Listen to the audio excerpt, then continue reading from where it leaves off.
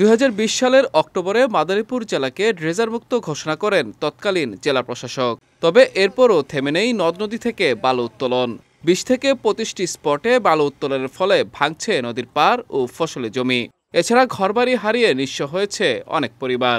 বছরের পর বছর একটি অসাধু চক্র এই কার্যক্রম চালিয়ে গেলেও অভিযোগ দিয়েও প্রতিকার পাচ্ছেন না এলাকাবাসী।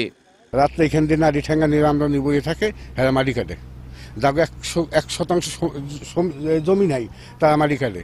আমাকে জমি খাস সব ভেঙে দিয়েছে, নদী ভাই আমাকে বাড়ি ওভার ঘর ভেঙে আমরা এবার এই বাড়ি করছি, এখানে ভেঙে দিতে আছে। সন্ধ্যায় গনে একবারে সকালে চই যায়, সেই সময় ডেজার যায় গিয়ে কইলে আমাকে মানে না, এই দেখেন এই যে ভাঙ্গে সব পিসের গেহে লাগছে। ওই যে আমাকে মসজিদ তো ফাট, এই মসজিদ এই জায়গায় মারি কাটছে, ওই মসজিদ বাড়ি ঘর আমাকে সব ভেঙেছে, আমাকে কিছুই নেই। ওপার এপার দোনো পারের যত ময়মরবি আছে এরা সঙ্গ দিয়ে আর কি লিড দিয়ে একজন মানুষ খাড়া করছে, এরা দিয়ে আর কি কাটে, কিন্তু একজন তো আর কাটে না, সবাই টাকা খায়। তবে অবৈধভাবে বালু উত্তোলনকারীদের বিরুদ্ধে নিয়মিত অভিযান পরিচালনা করার কথা জানান জেলা প্রশাসক। দিন হোক রাত হোক যখনই হোক মাদারীপুরে বালু উত্তোলন করা যাবে না।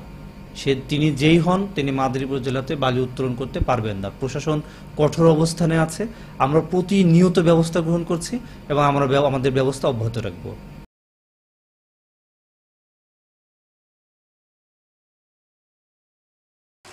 কাগজে কলমে জেলার 5টি উপজেলায় 17টি নদ নদী থাকলেও পদ্মা, পালর্দি, ময়নাকাটা, কুমার, আরিয়ালখা এবং বিশারকান্দি সহ দৃশ্যমান নদ নদীর সংখ্যা 10টি।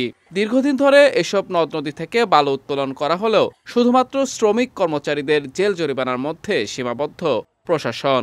মূল অভিযুক্তরা বারবারই থেকে গেছে ধরাছোঁয়ার বাইরে। বিজয় টিভি নিউজ ডেস্ক।